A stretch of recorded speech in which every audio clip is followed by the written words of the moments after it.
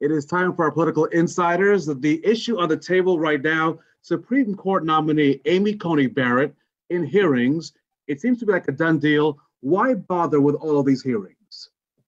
Kip two. That's a pretty good question, Raphael. I mean, the Republicans will stop at nothing to be hypocritical. They obviously stopped Merrick Garland. They didn't even give him a hearing. We had 11 months before the election. This time people are already voting and they're giving this woman a hearing. It's outrageous. It does not portend well for what we do in the future as Republicans and Democrats trying to get along, because it's another broken sort of promise. Megan Robertson. I mean, yeah, absolutely. It's a lifetime appointment, so there certainly should be hearings, whether it's a done deal or not. Frankly, I think the American people are going to make their voice heard on this one. Things are being done that are within the rules, certainly. Otherwise, they wouldn't be able to be done. Is it fair? Does it feel appropriate?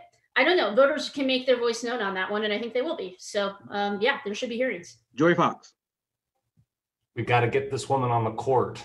She's a brilliant jurist, a brilliant legal mind. She's well qualified. She deserves the hearing. She deserves to be on the court. Laura Beck. Well, I think the hearing is doing one thing, and it's reminding us all of why we all hate Washington and why Americans hate Washington. I don't think it really brings out the best in our government and in our elected officials. What the Democrats are doing, and doing a smart job of right now, in the face of this sort of ramming this judge through, is they're talking about healthcare. And that's what people are going to be voting on as we head in. We are in the middle of this global pandemic.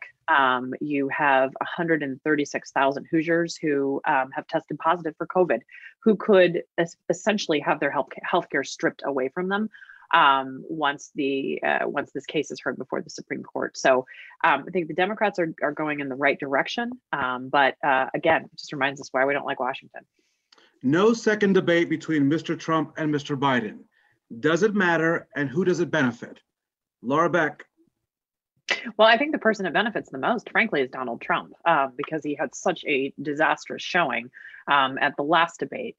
But it also benefits Joe Biden because Donald Trump has COVID. And so he can't debate because he has COVID, and is going out and doing these rallies and is potentially continuing to spread COVID to the rest of the country. So I think there may not be a lot of appetite for the type of debate that Donald Trump wants. And so by picking up his toys and going home, I think it makes him look really petty and very small. Joy Fox. It's a huge mistake for the president to not debate. He's losing this election. And so you don't give up 90 minutes of free airtime on every major network when you're down in the polls. And as a matter of fact, I think a Zoom style debate would benefit the president in this, because it would keep him from interrupting Joe Biden as he goes on and tries to paint himself into a circle. I think the mute button would actually be the friend here, and I just think it's a mistake. And so I think all things being equal, I think this benefits Joe Biden. Kip two. I hate to agree with Joey, but I think I agree with Joey in this instance, and that is this is inures to the benefit of Joe Biden. He's got a lead. Donald Trump can't break through unless he figures out a way to break through, and this is his chance in a debate. And the way he performed in the last debate, one might argue that it's not to his benefit to attend the next debate. But if he behaved in a way that was more of a normal human being, it might inure to his benefit. But I don't think it is going to. Megan Robertson. Yeah, I think this is a loss for the Trump campaign. Every time they cover the fact that he's not doing the debate, there's also conversation about COVID, which is not to his benefit. He needs to change the subject, talk about the things that folks might view as successes.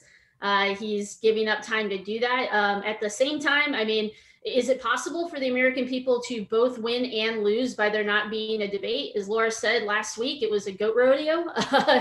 And so us not having to watch it again, I think is positive. But the fact that we can't have leaders that can have a discussion without the use of a mute button, like it's a Real Housewives show, is clearly a loss for us.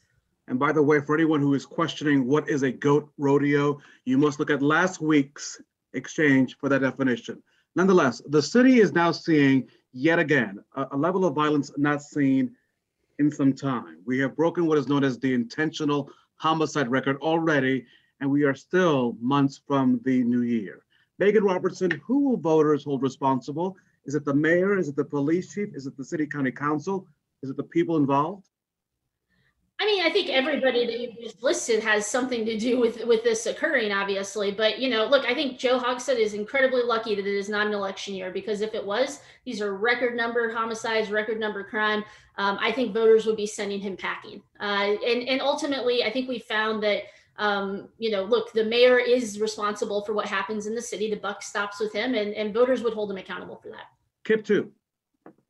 Well, it's not a mayoral election year. Obviously, Megan just said it. I'm not sure that the murder rate in and of itself ever changes an election.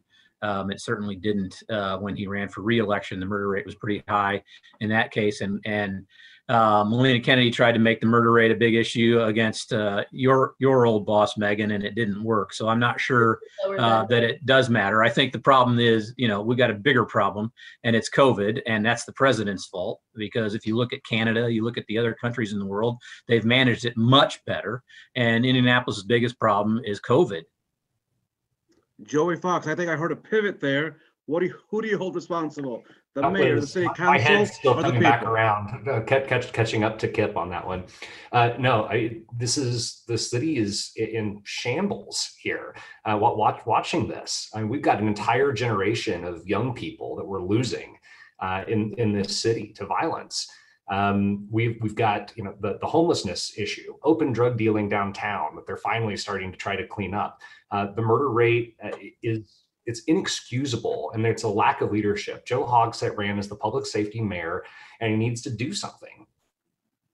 Laura Beck. Well, I'm first of all too busy writing my notes to rebut what Joey says. I think after listening to all of these incredibly thoughtful responses, what we're seeing is that the pandemic is exposing just these fractures in our society, lack of education, poverty, hopelessness, drug issues. The pandemic is really exposing that. And then you add on the second pandemic of inequity and inequality, and the issues that we're facing as a city. And so this is something where it's really easy to say it's the mayor's fault, it's the police fault. But really, what one homicide is too many. And so we have to all find a way as a community to stop pointing fingers and coming together and recognizing that, yes, you might live in prosperity, but a person 4 blocks away from you, or somebody who lives a mile away from you, is living in conditions that you would never want to live in yourself. So we have to find a way as a community to reach across the aisle, to work together, to get to know and to understand these issues, because if we don't, we're just going to continue in our little silos where we don't connect, and that's not going to help us as a community at all. Final issue, the statewide mask mandate will soon expire. Joey Fox, should it be extended? It should. You know, I don't think anybody really enjoys wearing these things, but for right now, it seems to be the best public health tool that we have for for stopping this virus and slowing this thing down, especially as we head into colder weather and everybody kind of moving inside. I wish we weren't here. I wish we didn't have to do it, but I think the governor will need to extend the mandate. Kip two. Yeah, without a doubt, we should have a mask mandate. We should have a federal mask mandate. Every state and every place should be wearing masks. It's the number one way to slow the spread of the virus. It's not that big of a burden. Most healthcare professionals wear them 8 hours a day, 10 hours a day, 12 hours a day. It's, you know, I mean, people have to wear pants when they go outside, and I don't like that. The people complaining about wearing masks are ridiculous. They really are. They're ridiculous. Well, Kip, I'm glad people are wearing pants. That's an important thing, especially as it gets colder in Indiana. Megan Robertson. Yeah, absolutely. Extend the mask mandate, statewide, nationwide, everybody wear a mask. Mass Ave, I was driving down the street a couple nights ago, saw too many people without their masks on. Put your masks on, mask up. Laura Beck. Well, I was incredibly disturbed over the weekend to see that we are just 45 cases shy from 2,000. I think the mask mandate, yes, is incredibly important. We need to be wearing them, but there needs to be some teeth behind them.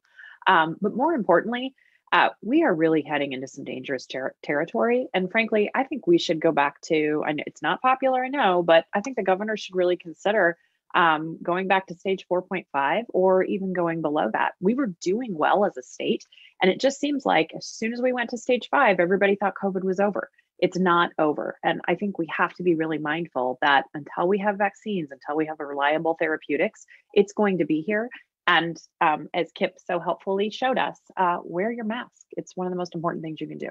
And wear your pants, as Kip reminded us as well. Well, that too. Yeah, definitely. Wear your pants. They are the best in the business, our political insiders. Our Democracy 2020 coverage continues right now on WRTV.